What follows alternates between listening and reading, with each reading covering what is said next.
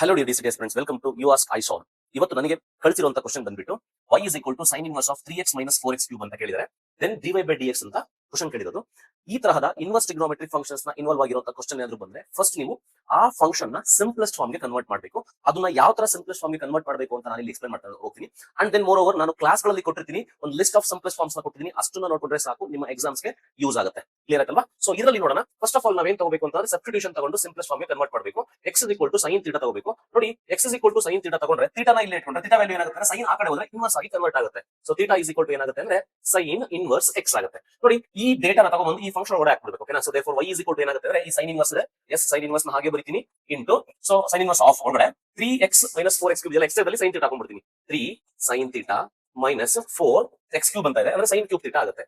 sin cube θ ಆಗುತ್ತೆ. Clear ಅಲ್ವಾ? So next step ಅಲ್ಲಿ ಏನ್ ಮಾಡ್ತೀನಿ ಅಂದ್ರೆ y is equal to sin inverse of, see this is the formula of sin 3θ. ನಿಮಗೆ ಟ್ರಿಗ್ನೋಮೆಟ್ರಿ ಹೋಲ್ಡ್ ಚೆನ್ನಾಗಿತ್ತು ಅಂತ ಅಂದ್ರೆ ನೀವು ಇದು ಗೊತ್ತಿರುತ್ತೆ, sin 3θ ಫಾರ್ಮುಲಾ ಇದು.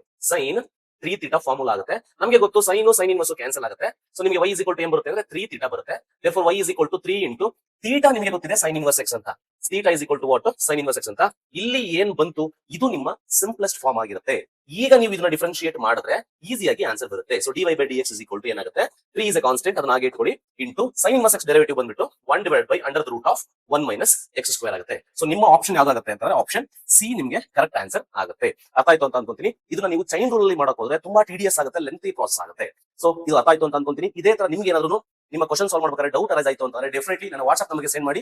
ನಿಮ್ಮ ಕ್ವಶನ್ ಕೂಡ ಇದೇ ತರ ವಿಡಿಯೋ ಸೊಲ್ಯೂಷನ್ಸ್ ಮಾಡಿ ನಿಮಗೆ ಕಳಿಸ್ಕೊಡ್ತೀನಿ. Thank you so much. Have a nice day. By.